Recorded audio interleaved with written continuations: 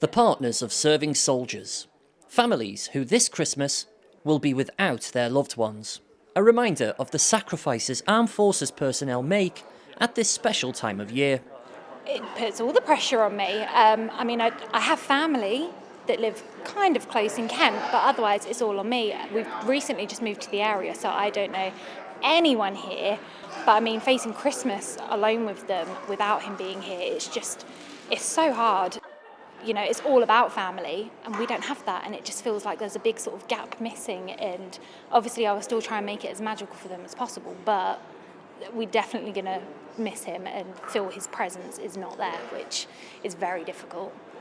The Ministry of Defence has announced that on Christmas Day, 6,300 sailors, marines, soldiers and aviators will be on duty, deployed around the world, protecting and promoting UK interests.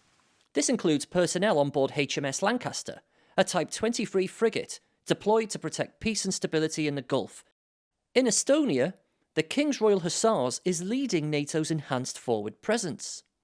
And in Cyprus, more than 200 members of 10 Queen's Own Gurkha Logistic Regiment are deployed on Op Tosca. Back at their base in Aldershot, Defence Minister Andrew Morrison is meeting the families of some of those deployed. Well, it's been great to meet Forces families. I've also been to High Wycombe earlier today to talk about wraparound childcare and to hear about people's lived experience around that innovative project. I've been looking at some families' accommodation here in Aldershot today and talking to families about their experience, particularly the families of those who will be without their loved ones this Christmas, and just hearing from them their experience of day-to-day living and how we can possibly make things better for them and support them better. Elsewhere, personnel are on duty, including in the South Atlantic, Gibraltar, Poland and Somalia. At sea, Royal Navy crews remain at high readiness, and a submarine providing the UK's strategic nuclear deterrent will be on patrol 24 hours a day, as has been the case for a now unbroken 53 years. Of course, there's personnel on duty in the UK too.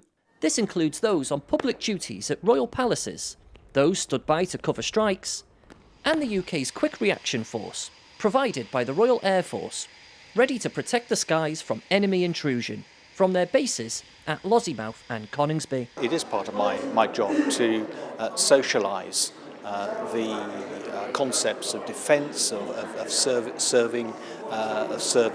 I think my colleagues do understand. They've all got constituents who are in the armed forces, but the footprint is much smaller now than it was a generation ago. So I think it is incumbent on people like me, ministers, and I also represent the garrison town of Warminster, for example, so I'm very acutely aware of the issues. And sometimes colleagues from across the House just need to understand the pressures that come down to bear, particularly on the service community, and thinking particularly of families at this time. No one wants to work at Christmas, but it's military personnel who do the work many others choose not to. They will, as always, step up and conduct their duties impeccably. James Walton, Forces News, Aldershot. If you enjoyed this video, don't forget to like and subscribe to our channel.